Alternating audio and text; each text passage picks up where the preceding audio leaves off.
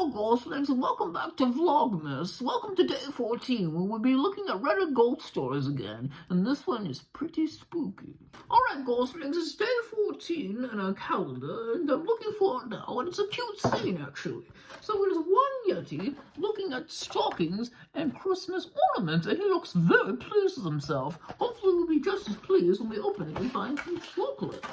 And another Hershey's Kiss. We're getting close to another chocolate bar, which is scary because we've only had two out of the 8 chocolate bars. We're gonna go into a coma sometime soon, I think, Goslings. Alright, Goslings, 14 sugars. Now 13 was suspiciously good, so let's see if 14's any better or worse. 1, 2, 3, 4, 5, 6, 7, 8, 9, 10, 11, 12, 13, 14. Oh boy. Alright, Goslings, 14 sugars. Admittedly, I'm afraid, but how afraid is a good question. A lot.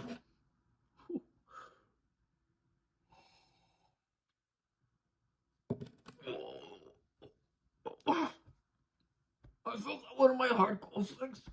Well, I have another cool ghost story to tell you. It comes from American Idiot TV on Ghost Reddit Stories Reddit. And they begin by saying, I was just talking to my uncle, who's a retired sailor, and he told me a story that I felt was perfect for the subreddit. Of course, I'm excited for it. The article ghost stories are amazing. My uncle used to work on board the Great Lakes freighter, the USS Arthur M. Anderson. Interesting name for a boat. And they would haul iron ore and limestone across the Great Lakes. One day around 7 p.m. on November 2007, they were crossing Lake Superior on their way to Cleveland, Ohio, when they started receiving distress calls on the radio from an unknown vessel claiming to be the SS Edmund Fitzgerald. The SS Edmund Fitzgerald famously sank in 1975, taking all 29 crewmen with it. Now, famously, I don't even know, I've never heard of this boat in my life, so if you've heard of this boat, let me know. Well, he said, at first all they thought was some sort of distasteful prank until they checked the radar and found that there were no other ships around for 70 nautical miles, and the range on the radios were only 60 nautical miles. Pretty spooky.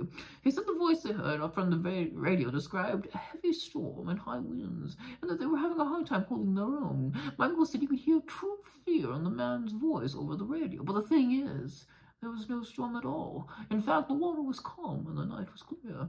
At around 8 p.m., my uncle described the distress calls on the radio came to an abrupt stop, leaving the whole room in a terrifying silence, and the radio stayed quiet for the rest of the night.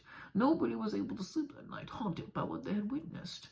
Or heard, rather. When it comes down to it, there is a sense of irony in this event, being as not only is the ship the uncle was on, the SS Arthur M. Anderson, the sister ship to the Edmund Fitzgerald, but it was also the last ship to make contact with the Edmund Fitzgerald in 1975 when she sank.